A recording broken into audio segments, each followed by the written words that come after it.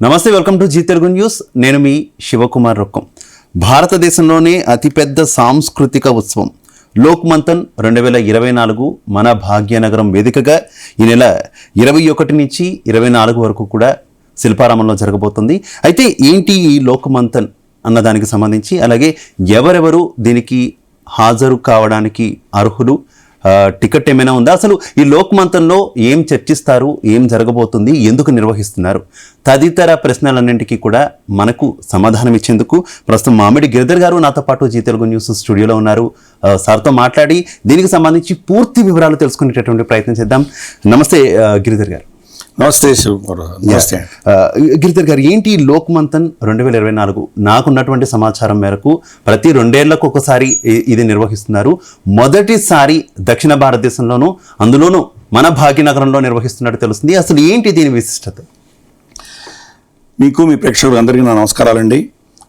2016లో మొట్టమొదటి ఇది లోక్ మంథన్ కార్యక్రమం అన్నది భోపాల్ కేంద్రంగా జరిగింది. అది దాని ముఖ్య ఉద్దేశం ఏంటంటే, అప్పుడు how to decolonise the Indian mind, భారతీయ మానసిక బానిసత్వాన్ని నుంచి బయటికి ఎలా రావాలి అన్నటువంటి దృక్పథంతో 2016లో భోపాల్లో మొట్టమొదటిసారి చేయడం జరిగింది. అది అంటే మనకు తెలుసు, మనకు పాశ్చాత్యులు వచ్చిన తర్వాత వాళ్ళ భావజాలాలు మనలో ఎలా నింపారో మనకు తెలుసు.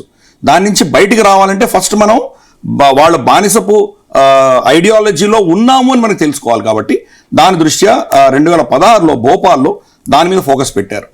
రెండవది 2018లో రాంచీలో చేశారు.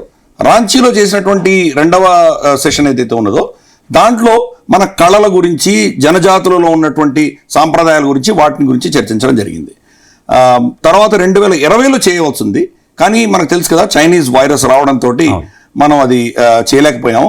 2022లో గువాహటిలో, ఈశాన్య ప్రాంతంలో గౌహాటిలో చేశాము. అది గౌహాటిలో చేసిన దాంట్లో కూడా మనం అంటే మనకు ప్రజలలో ఉన్నటువంటి భారతీయ సంప్రదాయాలు, సంస్కృతులు, మనకు ఉన్నటువంటి జనజాతులలో ఉన్నటువంటి వాళ్ళ అద్భుతమైనటువంటి వాళ్ళ టెక్నాలజీ కావచ్చు, వాళ్ళకు ఉన్నటువంటి కళలు కావచ్చు, వాళ్ళకు ఉన్నటువంటి సాంప్రదాయాలు, నాలెడ్జ్ బేస్ దాని మీద ఫోకస్ చేశాం. అయితే గిరిధర్ గారు, ప్రధానంగా ఈ లోక్ మంథన్లో ఏమేమి చర్చిస్తారు? గతంలో మీరు ఆల్రెడీ చెప్పారు, గతంలో జరిగినటువంటి సమ్మిట్స్ గురించి. అక్కడ జరిగినప్పుడు ఏ అంశాల మీద చర్చించారు? ప్రధానంగా భాగ్యనగరంలో జరగబోతున్నటువంటి ఈ సమ్మిట్లో ఏ అంశాల మీద చర్చించబోతున్నారు? అంటే ఓవరాల్గా ఏ లోక్ మంథన్లో అయినా కానీ భారతీయ జీవన పద్ధతిలో ఉన్నటువంటి మన గొప్పదనాన్ని తీసుకొచ్చే ప్రయత్నం మనం చేస్తున్నాం. ఓకే. దీంట్లో ఈ ప్రయత్నంలో మనకు వ్యతిరేకంగా ఒక నెరేటివ్ ఏదైతే మనకు ఈ పాశ్చాత్య దేశాలు మనలో ఒక విధమైనటువంటి విభేదాలు తీసుకొచ్చే ప్రయత్నం చేశారో దానిని కౌంటర్ చేసే దిశగానే డిఫరెంట్ ఆస్పెక్ట్స్లో మనం చేస్తున్నాం. ఇది మనకు కొన్ని ఉదాహరణలు చెప్తాను. అంటే అది చెప్తే కానీ మనకు ఇక్కడ భాగ్యనగర్లో ఏం చేయబోతున్నామో మనకు అర్థమవుతుంది. ఫర్ ఇన్స్టెన్స్ మనకు కొన్ని పదాలు ఉన్నాయి. ఫోక్ ఆర్ట్ అంటాము, ఫోక్ మ్యూజిక్ అంటాము. ఫోక్ అన్న పదం వాళ్ళు తీసుకొచ్చి మన మీద రుద్దారు. వాళ్ళు ఫోక్ అంటే దానికి ఆపోజిట్ ఏంటి? క్లాసికల్ ఫోక్ అన్నటువంటి ఒక విభేదం వాళ్ళు తీసుకొచ్చారు. మనకంటువంటి విభేదం లేదు. దేని ఫోక్ అంటాం? ఫర్ ఇన్స్టెన్స్ నేను ఒక ప్రశ్న అడుగుతాను మిమ్మల్ని, కూచిపూడి క్లాసికల్ ఫోకా? క్లాసికల్ అని చెప్తారు. కానీ కూచిపూడి పుట్టింది కుగ్రామంలో పుట్టింది. ఇప్పటికి కూడా కూచిపూడి అనే గ్రామం చాలా చిన్న గ్రామం. మరి దాన్ని క్లాసికల్ ఎలా అంటాం మనం? అంటే ఆ క్లాసికల్ డెఫినేషన్ అన్నది పాశ్చాత్య దేశంలో వర్తిస్తుంది. పట్టణాల్లో ఉన్న వాళ్ళందరూ కూడా చాలా నాగరికులు, విజ్ఞావంతులు. గ్రామాల్లోనూ తర్వాత అడవులలో ఉన్నటువంటి వాళ్ళు బ్రూట్స్ అని వాళ్ళ ఉద్దేశం. అందుకనే మీకు ఆ దేశంతో మీకు ఉన్నటువంటి అనుబంధాన్ని ఏమని పిలుస్తారు? వాళ్ళు సిటిజన్ అని పిలుస్తారు. అంటే సిటీలో ఉన్నవాడికే వర్తిస్తుంది అది, గ్రామాల్లో కానీ అడవుల్లో ఉన్నవాడికి వర్తించదు. మన దౌర్భాగ్యవశాత్తు ఏం చేశామంటే వాళ్ళు ఇచ్చిన పదం సిటిజన్ని మన భారతీయ భాషలో మనం మార్చుకుని నాగరికులు అంటున్నాం, లేదా పౌరులు అంటున్నాం. ఈ రెండు పదాలు కూడా సిటిజన్ యొక్క ట్రాన్స్లేషనే. కానీ మనకు ఏదైతే మన ఈ పుణ్యభూమితో మనకు ఉన్నటువంటి కనెక్షన్ ఏదైతే ఉందో దానిని పట్టణంలో ఉన్న వాళ్ళో లేకపోతే అడవులో ఉన్న వాళ్ళు దీనికి సంబంధం లేకుండా మనమందరం భారతీయులు అన్నటువంటి మనకు ఐడెంటిటీ. వాళ్ళకి అలా కాదు. సిటిజన్ అంటే పట్టణంలో ఉన్నవాడికి మాత్రమే హక్కులు ఉన్నాయి, ఇంకెవడికి లేవు. అందుకని ఫోక్ తీసేసి మీరు క్లాసికల్కి ఆపోజిట్ ఇంకో పదం చూస్తే కనుక బ్రూట్, అన్సివిలైజ్డ్, అన్క్లాసికల్ అవి వస్తుంది అనమాట. కానీ మనకు అలా కాదే. ఈవెన్ వన్య ప్రాంతాల్లో ఉన్నటువంటి వాళ్ళ జనజాతుల్లో ఉన్నటువంటి ఏదైతే వాళ్ళ కళలు ఉన్నాయో, వాళ్ళ సాంప్రదాయాలు ఉన్నాయో, వాళ్ళకు ఉన్నటువంటి విజ్ఞానం ఉన్నదో అది ఒక శాస్త్రబద్ధంగానే ఉన్నాయి అవన్నీ కూడా. వాళ్ళ పాటలు చూస్తే, వాళ్ళ మ్యూజికల్ ఇన్స్ట్రుమెంట్స్ చూస్తే వాటిలో ఎంతో శాస్త్రీయత ఉన్నది. వందల సంవత్సరాలుగా వాళ్ళు వస్తున్నటువంటి పరంపరని ఇప్పుడు తీసుకెళ్తున్నారు. అయితే ఈ లోక్మంతన్, ఈ క్లాసికల్ లేదంటే ఫోక్, రూరల్, అర్బన్ ఈ రకమైనటువంటి గోడలను ఏ రకంగా బద్దలు కొట్టబోతుంది, ఏ రకమైనటువంటి చర్యలు ద్వారా ప్రజల్లోకి విస్తృతంగా తీసుకెళ్లబోతుంది? అందుకే నేను చెప్తున్నా కదా, అందుకని ఈ యొక్క డివిజన్స్ ఏవైతే ఉన్నాయో, మన మీద ఆపాదించబడ్డటువంటి ఈ విభేదాలు ఏవైతే ఉన్నాయో మనకి ఇటువంటివి లేవు అని నిరూపించడమే లోక్మంతన్ చేస్తుంది. మనకు చూస్తే కనుక మనకు ఉన్నటువంటి పరిభాషలో, మన భాషలో ఏం చెప్తామంటే నగరవాసి, నగరాల్లో ఉంటే నగరవాసి, గ్రామాల్లో ఉంటే గ్రామవాసి, వన్య ప్రాంతాల్లో ఉంటే వనవాసి. ఆదివాసి అన్న పదం మనకు వర్తించదు ఈ దేశానికి. ఓకే, ఒక పర్టికులర్ సెక్షన్ ని మన జాతిలో, అదే మన దేశంలో ఒక సెక్షన్ కి మనం ఆదివాసులు అని పేరు పెడితే మిగతా వాళ్ళందరూ ఎవరు? వీళ్ళు ఆక్రాంతల, వేరే ఎక్కడి నుంచో వేరే దేశం నుంచి వచ్చిన వాళ్ళు అవుతారు కదా. కాబట్టి ఆదివాసీలకు ఆపోజిట్ అంటే వాళ్ళు ఆది, మిగతా వాళ్ళందరూ ఆది కాదని కదా అర్థం, బయట నుంచి వచ్చారన్నది కదా. ఈ పదాలు వాళ్ళు పాశ్చాత్యులు మన మీద రుద్దారు. ఇది ఎక్కడ వర్తిస్తుంది?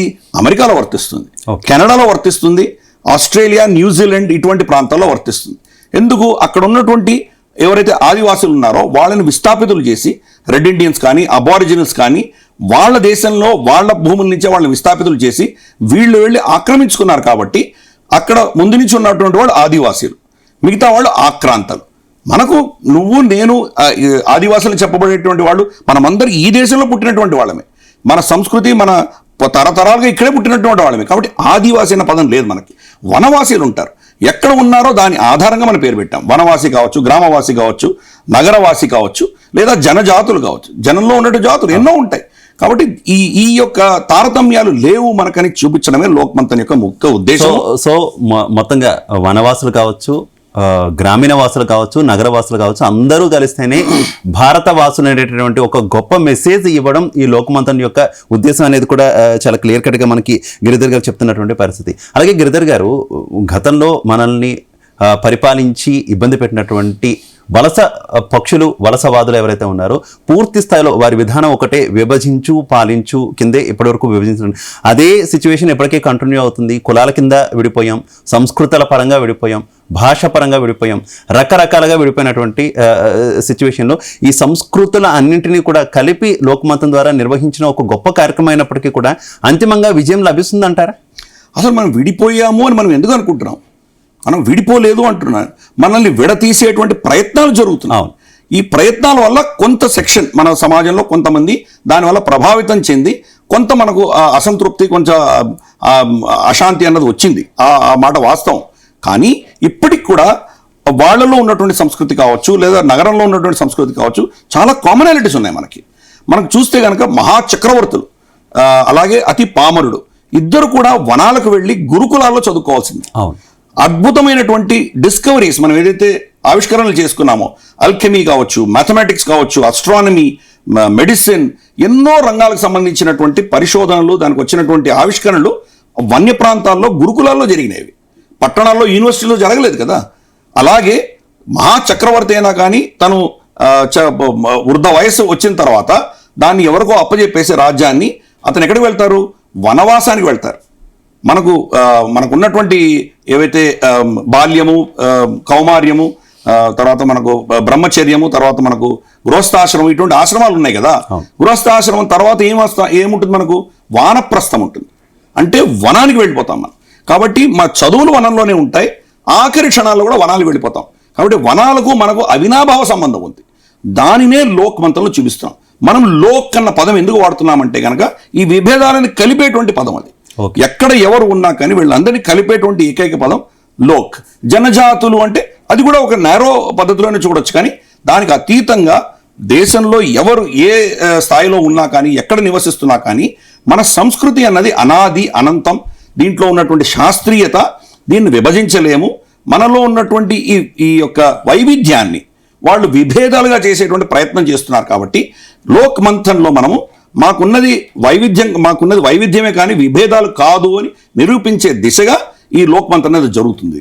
ఇక హైదరాబాద్ వేదికగా, భాగ్యనగరం వేదికగా ఈసారి ఈ కార్యక్రమం జరగబోతుంది కదా, ఎందుకు హైదరాబాద్ని ఎందుకు ఎంచుకున్నారు అంటే ఏం చెప్తారు? అంటే దక్షిణ భారతదేశం చూస్తే కనుక మనకున్నటువంటి భాగ్యనగరంలో ఉన్నటువంటి సంస్కృతి, ఎన్నో భాషలకు నిలయమైనటువంటి పట్టణం ఇది.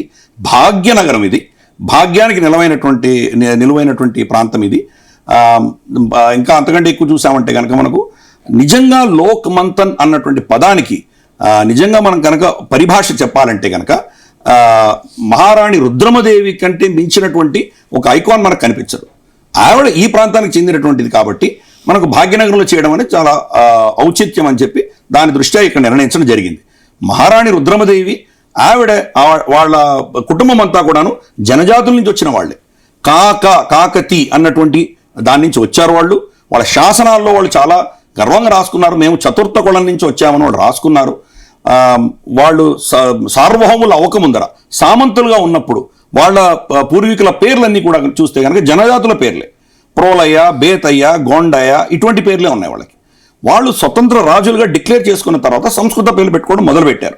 మహాదేవ, రుద్రదేవ, గణపతి దేవ, రుద్రమదేవి, ప్రతాపరుద్ర ఇటువంటి పేర్లు పెట్టుకున్నారు. కానీ వాళ్ళు ఎక్కడి నుంచి వచ్చారో మూలాలను మర్చిపోలేదు. వాళ్ళలో ఉన్నటువంటి సంస్కృతిని వాళ్ళు ఎంత చక్రవర్తులైనా కానీ మర్చిపోలేదు. గణపతి దేవుడి చెల్లెల పేరు మైలమ్మ, కుండమాంబ.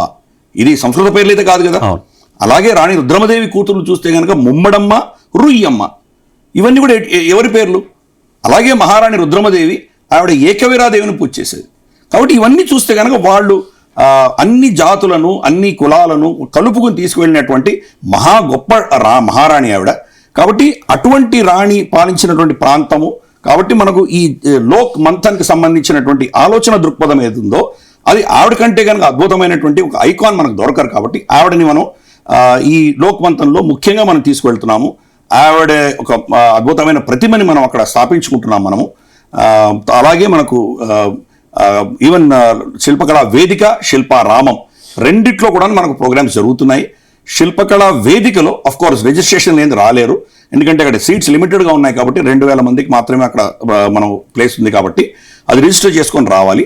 కానీ శిల్పకళా వేదిక శిల్పారామంలో ఎవరికి ఎటువంటి ఫీజు పే చేయాల్సిన అవసరం లేదు, ఫ్రీగా అందరూ రావచ్చు. ఇన్ఫ్యాక్ట్ నార్మల్గా మనం శిల్పారామం వెళ్ళామంటే ఎంట్రీ ఫీజు ఉంటుంది. కానీ ఈ 4 రోజులు కూడా ఎంట్రీ ఫీజు ఉండదు, ఎవరైనా రావచ్చు. మనం మొత్తం మన కుటుంబాలతోటి, మిత్రులతోటి, బంధుమిత్రుల సహితంగా మనం అక్కడ వచ్చి ఈ అద్భుతమైనటువంటి ఈ మన భారతీయ సంస్కృతిని అందరూ దర్శించాలని మనం కోరుకుంటున్నాము. దాంట్లో అఫ్ కోర్స్ రాణి రుద్రమదేవి అద్భుతమైనటువంటి విగ్రహాన్ని మనం ఏర్పాటు చేసుకుంటున్నాము. ప్రతి రాష్ట్రాన్ని నుంచి కూడా ఒక పెవిలియన్ ఉండబోతోంది. ఈశాన్య రాష్ట్రాల నుంచి వస్తున్నారు, మధ్యప్రదేశ్, గుజరాత్, ఇలా ఎన్నో రాష్ట్రాల నుంచి పెవిలియన్స్ పెడుతున్నారు. వాళ్ళ సంస్కృతిని వాళ్ళు అక్కడ చూపించబోతున్నారు. అంటే దీంట్లో ఎక్కడ చూసినా కానీ మనకు ఒక విధమైనటువంటి తాడులాగా మనకు కామనాలిటీ అనేది కనిపిస్తుంది. ఈ వాళ్ళ జనజాతుల్లో ఉన్నటువంటి సంస్కృతి కావచ్చు, వాళ్ళకు ఉన్న టెక్నాలజీ కావచ్చు, ఇవన్నీ కూడాను మనం ఏదో విభేదాలు ఉన్నటువంటి సమాజం కాదు అని అది నిరూపిస్తుంది. శిల్పకళా వేదికలో మనకు కాన్ఫరెన్స్ జరుగుతుంది కాబట్టి అక్కడ చర్చలు ఉంటాయి, అక్కడ కొద్దిగా ఇంటలెక్చువల్గా ఉంటుంది కాబట్టి అది కొంత పర్మిటెడ్ వాళ్ళకి మనం అక్కడ పర్మిట్ చేసాం మనం. అలాగే గిరిధర్ గారు, కొంతమంది విదేశీ అతిథులు కూడా ఈ కార్యక్రమానికి వస్తున్నట్టు తెలుస్తుంది. ఏంటి విదేశీ అతిథుల రాకకు సంబంధించినటువంటి ప్రాముఖ్యత ఏంటి ఈ సమ్మిట్లో? అంటే 10 దేశాల నుంచి మనకు రిప్రజెంటేటివ్స్ వస్తున్నారు. వాళ్ళ కల్చర్ కావచ్చు, వాళ్ళకు ఉన్నటువంటి పూజా పద్ధతులు కావచ్చు, అవన్నీ కూడా ఇక్కడ ప్రదర్శించబోతున్నారు వాళ్ళు. వీళ్ళలో ముఖ్యంగా మనం చూసామంటే లిథువేనియా, అలాగే మనకు చూస్తే కనుక రోమా, అలాగే మనకు చూస్తే కనుక బాలి నుంచి వస్తున్నారు, యజీడీస్ వస్తున్నారు, ఇటువంటి వాళ్ళందరూ వస్తున్నారు. వీళ్ళని ఒకరు చిన్నగా కొద్దిగా మనం వీళ్ళ గురించి చర్చిద్దాం. రోమా అన్న వాళ్ళు కొన్ని 500, 600, 700 సంవత్సరాల క్రితం ఇక్కడ ఇస్లామిక్ దాడులు జరిగినప్పుడు మనకు హర్యానా, పంజాబ్ ఆ ప్రాంతం నుంచి వెళ్ళిపోయినటువంటి, వలస వెళ్ళినటువంటి, భారత మూలాల నుంచి వెళ్ళినటువంటి వాళ్ళే. కానీ 700-800 సంవత్సరాలు వాళ్ళు అక్కడ ఉండడంతో వాళ్ళు చూస్తే వాళ్ళ భాష అంతా కూడాను మన భాషలాగా ఉండదు, యూరోపియన్ భాషలాగా ఉండదు. ఆ భాష ఎవరు ఈరోజు దాకా అర్థం చేసుకోలేదు, అది సీక్రెట్గా మెయింటైన్ చేశారు. కానీ వాళ్ళలో కొంతమంది క్రిస్టియన్గా కన్వర్ట్ అయినా కానీ కూడా కొంతమంది అవ్వలేదు. కానీ వాళ్ళలో సంస్కృతి ఇప్పుడు కూడా 700-800 సంవత్సరాల క్రితం ఇక్కడి నుంచి వాళ్ళు తీసుకునే సంస్కృతి వాళ్ళకు ఉన్నది ఈరోజు. దానిని వాళ్ళు అక్కడ ప్రదర్శించబోతున్నారు. అలాగే మనం చూస్తే కనుక మనకు బాలి నుంచి కచక్ డాన్స్ అని ఒకటి రాబోతున్నది. బాలి ఇండోనేషియాలో ఉన్నటువంటి బాలి అన్నటువంటి ఏదైతే ప్రాంతం ఉన్నదో అక్కడ ఇండోనేషియన్ హిందువులు ఉన్నారు.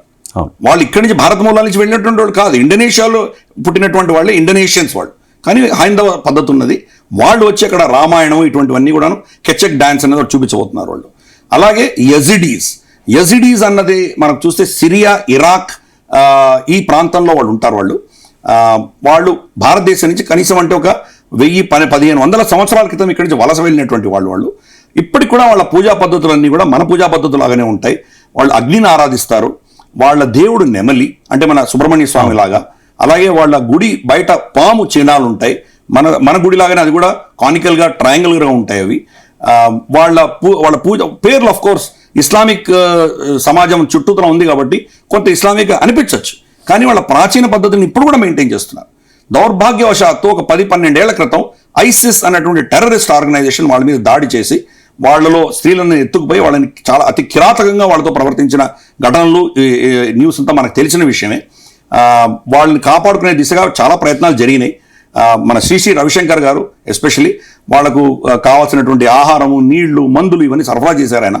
వాళ్లలో ఉన్నటువంటి ప్రాచీన సంస్కృతి మన సంస్కృతితో కలిసి ఉంటుంది కాబట్టి వాళ్ళు కూడా వస్తున్నారు. వాళ్ళు కూడా ఇక్కడ మనకు వాళ్ళకి సంబంధించినటువంటి నమ్మకాలను ఇక్కడ ప్రదర్శించబోతున్నారు. మనలాగానే వాళ్ళు కూడా అగ్నిని, సూర్యుడిని పూజించేటువంటి వాళ్ళు. నెమలి ఇందాక చెప్పాను కదా, తమిళనాడుకి వాళ్ళకి చాలా కనెక్షన్స్ ఉన్నాయని అంటున్నారు మనం. ఇవన్నీ కూడా ఇన్ని వేల సంవత్సరాల క్రితం జరిగినటువంటివి. అటువంటివి 10 దేశాల నుంచి వస్తున్నారు. వాళ్ళ అంటే ఇస్లాం కానీ క్రిస్టియానిటీ కానీ రాక ముందర ఉన్నటువంటి వాళ్ళ సంస్కృతిని ఈ లోకమంతంలో వాళ్ళు ప్రదర్శించబోతున్నారు, చూపించబోతున్నారు. కాబట్టి ఇది అద్భుతమైనటువంటి అవకాశం. ఖచ్చితంగా మీరు చెప్తుంటేనే ఇది ఎంత అద్భుతమైనటువంటి కార్యక్రమం అనేది అర్థమవుతుంది. ఖచ్చితంగా అందరూ సద్వినియోగం చేసుకోవాల్సినటువంటి కార్యక్రమం. ఎందుకంటే మనం వెళ్ళి చూడాలన్నా కూడా కొన్ని దేశాలకు సంబంధించినవి చూడలేనటువంటి పరిస్థితి ఉంటుంది. కొన్ని సాంస్కృతిక కార్యక్రమాలు మన దేశానికి సంబంధించినటువంటి మొత్తం అన్ని రాష్ట్రాలు, అన్ని తెగలకు సంబంధించినటువంటి సాంస్కృతిక కార్యక్రమాలతో పాటు విదేశాల సంస్కృతిని కూడా మనం చూసేందుకు హైదరాబాద్ వేదిక కాబోతుంది. ఖచ్చితంగా కూడా దీన్ని అందరూ ఈ అవకాశాన్ని వినియోగించుకోవాలి. అలాగే గిరిధర్ గారు, మన దేశానికి సంబంధించినటువంటి కొందరు ప్రముఖులు ఈ వేడుకకు హాజరు కాబోతున్నట్టు తెలుస్తుంది. ఎవరా విశిష్ట అతిథులు? 21 ఫస్ట్ ఇందాక చెప్పినట్టు మనకు శిల్పారామంలో కల్చరల్ ఈవెంట్స్, ఎగ్జిబిషన్లు జరుగుతాయి. శిల్పకళ వేదికలో కాన్ఫరెన్స్ ఉంటుంది. శిల్పారామంలో అందరూ ఆహ్వానితులే. శిల్పారామం 21 నవంబర్ ఉదయం 10 గంటలకు మన మాజీ ఉపరాష్ట్రపతి వెంకయ్య నాయుడు గారు దాన్ని ఆయన ఇనాగ్రేట్ చేయబోతున్నారు. అక్కడ ఎగ్జిబిషన్ కావచ్చు, అక్కడ కళలు మొదలవుతాయి. అక్కడ శిల్పకళ వేదిక 3 రోజులు ఏదైతే మనకు కాన్ఫరెన్స్ ఉంటుందో దాంట్లో మొదటి రోజు 22 పొద్దున 10:30కు మనకు రాష్ట్రపతి ద్రౌపది ముర్ము గారు వస్తున్నారు. ఆవిడ ఇనాగ్రేట్ చేస్తున్నారు. అంటే దేశ రాష్ట్రపతి ఇటువంటి సాంస్కృతిక కార్యక్రమానికి, ఇటువంటి లోక్మంతానికి ఆవిడ వస్తున్నారంటే దీనికి ఎంత సీరియస్గా ఆవిడ దాన్ని పరిగణించి దాన్ని అంగీకరించారో మనం అర్థం చేసుకోవచ్చు. కాబట్టి ఆవిడ వచ్చి దాన్ని ఇనాగ్రేట్ చేస్తున్నారు. దీంట్లో వచ్చే పెద్దల్లో చూస్తే కనుక మనకు ఆర్ఎస్ఎస్ రాష్ట్రీయ స్వయం సేవక్ సంఘ్ సరసంఘచాలక్ ఎవరైతే ఉన్నారో పూజనీయ మోహన్జీ భాగవత్, ఆయన 4 రోజులు కూడా ఉండబోతున్నారు. ఆయన ముఖ్యంగా ఇనాగ్రేషన్లో ఉంటారు.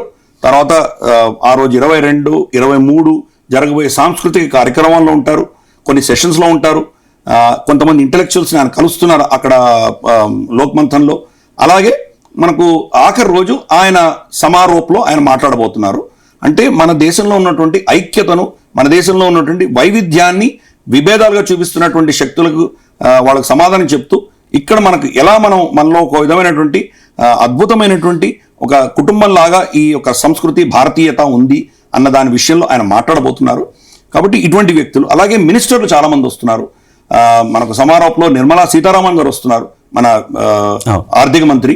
అలాగే మనకు గజేంద్ర సింగ్ షెకావత్, ఆయన కల్చరల్ మినిస్టర్, ఆయన వస్తున్నారు సమారోహంలో. అలాగే మనకు కిషన్ రెడ్డి గారు ఈ యొక్క లోక్మంథన్ యొక్క రిసెప్షన్ కమిటీకి ఆయనే చైర్మన్గా ఉన్నారు. కాబట్టి అఫ్ కోర్స్ ఆయన 4 రోజులు ఆయన ఉంటారు అక్కడ. అలాగే చూస్తే కనుక మన రిసెప్షన్ కమిటీలో మన బండి సంజయ్ గారు, ఇలా పెద్దలందరూ కూడా ఉన్నారు. రమారమి 110-115 మంది పెద్దలందరూ దాంట్లో ఉన్నారు మనకు. ఇంకా తర్వాత చూస్తే కనుక మనకు ఎన్నో రాష్ట్రాల మినిస్టర్స్ వీళ్ళందరూ వస్తున్నారు. గుజరాత్ గవర్నర్ ఆచార్య దేవదత్ జీ, ఆయన మహా గొప్ప అకాడమిషియన్. ఆయన ఒక స్పీకర్గా వస్తున్నారు. ఒక గవర్నర్ గానో, ఒక గెస్ట్ గానో, ఒక ఆనరబుల్ పోస్ట్గా రావట్లేదు. ఆయన ఒక సెషన్లో మాట్లాడడానికి వస్తున్నారు. ఆఫ్ కోర్స్ గవర్నర్ కాబట్టి ఆయనకి ఇవ్వాల్సిన ప్రోటోకాల్స్ అన్ని ఇస్తాం, మనం గౌరవిస్తాం. కానీ మనం అర్థం చేసుకోవచ్చు ఎంత సీరియస్గా ఈ విషయాలు వీళ్ళందరూ తీసుకుంటారో మనం అర్థం చేసుకోవచ్చు. ఆయన వస్తున్నారు. అలాగే ఇంకో కొంతమంది మధ్యప్రదేశ్ సంబంధించినటువంటి కల్చర్ మినిస్టర్ వస్తున్నారు. ఇలా చాలామంది వస్తున్నారు. ముఖ్యంగా తెలంగాణ చీఫ్ మినిస్టర్ రేవంత్ రెడ్డి గారిని కూడా మనం పిలిచాము. ఎందుకంటే మన రాష్ట్రానికి సంబంధించినటువంటి కార్యక్రమం కాబట్టి అది మన కళలు అక్కడ చూపించబోతున్నాము. మన ప్రెసిడెంట్ గారు వచ్చినప్పుడు మరి పిలవకుండా ఎలా ఉంటాం, కానీ ఆయన వస్తున్నారు. ఆఫ్ కోర్స్ ప్రోటోకాల్ ప్రకారం మన గవర్నర్ గారు వస్తారు. కాబట్టి ఇలా ఎంతో మంది గవర్నర్లు, చీఫ్ మినిస్టర్లు, మంత్రులు, కేంద్ర మంత్రులు, మన రాష్ట్రానికి సంబంధించిన మంత్రులు, ఎంతో మంది విఐపీలు వస్తున్నారు అక్కడ. అంటే దీని ఎంత ముఖ్యమైనదో, ఎంత సీరియస్గా వాళ్ళందరూ కూడా దీన్ని తీసుకుంటున్నారో, మన సంస్కృతిని కాపాడాలి, మన దేశంలో ఉన్నటువంటి ఈ విచ్ఛిన్నకర శక్తులకు మన కౌంటర్ చేస్తూ మనదైనటువంటి ఏవైతే మన మూలాలు ఉన్నాయో, మన సంస్కృతి ఉందో దాన్ని మళ్ళీ మనం అందరూ కలిసి దాన్ని గౌరవించి, గర్వించి దీన్ని సమాజం ముందుకు తీసుకువెళ్ళాలన్న ఉద్దేశంతో వీళ్ళందరూ కూడా మన ముందుకు వస్తున్నారు. మనమంతా ఒకటే, మన సంస్కృతి అంతా ఒకటే అనేది చెప్పే ఒక గొప్ప మెసేజ్ ఈ లోక్మంతన్ ద్వారా ఇస్తున్నారు గిరిధర్ గారు.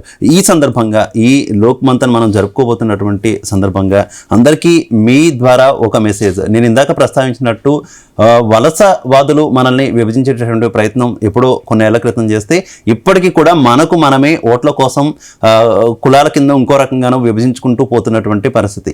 ఈ లోక్మంతన్ సందర్భంగా మీరు ఇచ్చేటటువంటి ఒక సందేశం జీ తెలుగు న్యూస్ ద్వారా. మనలో ఉన్నటువంటి వైవిధ్యాన్ని వైషమ్యాలుగా చిత్రీకరిస్తే దాని నుంచి మళ్ళీ వైవిధ్యాలని గౌరవించే సంస్కృతిని మళ్ళీ మనం తీసుకొద్దాం. మనలో విభేదాలు తీసుకొచ్చి, విద్వేషాలు తీసుకొచ్చి, మనలో ఒక విధమైనటువంటి విషం నింపేటువంటి ప్రక్రియ నుంచి సంవాద్ అన్నటువంటి మనలో మనం చర్చించుకొని ఆ విభేదాలని ఎలా మనం గౌరవించుకొని ముందుకు వెళ్ళాలన్న దిశగా ప్రయత్నం చేయాలి. దాని దిశగా మనం ఈ లోక్మంతంలో చాలా మనకు కంటెంట్ వస్తుంది. అందరినీ చూస్తే మనకు ఎక్కడో ఈశాన్య రాష్ట్రంలో ఉన్నటువంటి వాళ్ళ సంస్కృతి, మన సంస్కృతి ఒకటే కదా అన్నటువంటి ఒక మనకు కనెక్టివిటీ అన్నది పెరుగుతుంది. అంతకంటే ముఖ్యమైనదంటే మన రాష్ట్రం నుంచి మనం అందరూ గర్వించదగ్గటువంటి ఎంతో ఘన చరిత్ర ఉన్నటువంటి మహారాణి రుద్రమదేవిని మనం దాంట్లో ముఖ్యంగా మనం ఆవిడని ముందుకు తీసుకొస్తున్నాం. కాబట్టి మనం అందరం కూడాను అక్కడ వెళ్ళి, అంటే మామూలుగా ఆవిడ విగ్రహం గుర్రం మీద ఉన్నటువంటి కత్తితో ఉన్నటువంటి విగ్రహం మనం అందరం చూస్తాం. అలా కాకుండా ఆవిడ 30 ఏళ్ళు పరిపాలించింది. ఆవిడ పరిపాలనలో సుభిక్షమైనటువంటి ఈ ప్రాంతాలంతా ఆవిడ పాలించింది. ఎన్నో యుద్ధాలు చేసిన మాట వాస్తవం, కానీ డెవలప్మెంట్ కూడా చాలా చేసింది ఆవిడ. కాబట్టి ఆవిడని ఒక రాణిగా, ఒక పాలకురాలిగా మనం అక్కడ చిత్రీకరించే ప్రయత్నం చేస్తున్నాము. సింహాసనం మీద కూర్చున్నటువంటి మహారాణిని మనం ఆవిష్కరించుకోబోతున్నాము. కాబట్టి మహారాణి యొక్క ఘన చరిత్ర ఏంటో మనం తెలుసుకుందాము. మళ్ళీ మనదైనటువంటి సంస్కృతిని మనం రీక్లెయిమ్ చేసే దిశగా అందరం కలిసి లోక్మంతంలో మనం మన భాగస్వామ్యం ఇద్దాం. ఖచ్చితంగా. Thank you so much Giridhar గారు. చాలా విలువైనటువంటి సమాచారం మా అందరికీ కూడా అందించినందుకు. ఖచ్చితంగా కూడా భాగ్యనగరంలో ఈ నెల 21, 22, 23, 24 ఈ 4 రోజులు శిల్పారామం అలాగే శిల్పకళా వేదిక ఈ రెండింటిలో జరగబోతున్నటువంటి లోక్మంతన్ 2024 కార్యక్రమానికి అందరూ కూడా హాజరు కావాలి. శిల్పారామంలో జరిగేటటువంటి కార్యక్రమం పూర్తిగా ఉచితం. ఇక శిల్పకళా వేదికలో జరిగేటటువంటి కార్యక్రమానికి మాత్రం రిజిస్ట్రేషన్ చేసుకున్నటువంటి కొంతమంది వ్యక్తులను మాత్రమే అక్కడ ఉన్నటువంటి లిమిటెడ్ సీట్ని దృష్టిలో పెట్టుకుని మాత్రం అనుమతిస్తున్నటువంటి పరిస్థితి. దేశవ్యాప్తంగా ఉన్నటువంటి అన్ని సంస్కృతులకు సంబంధించినటువంటి ప్రదర్శనలు అలాగే అంతర్జాతీయ ప్రదర్శనలు కూడా జరగబోతున్నాయి. ప్రతి ఒక్కరూ కూడా తప్పకుండా కూడా ఈ లోక్మంతన్కు వెళ్ళాలి, వీక్షించాలి. అలాగే అందరూ ఒకటే మన సంస్కృతులను కాపాడుకునేటటువంటి ప్రయత్నం కూడా చేయాలని జీ తెలుగు న్యూస్ కూడా కోరుకుంటుంది. ఇది వాటి కార్యక్రమం. నమస్కారం.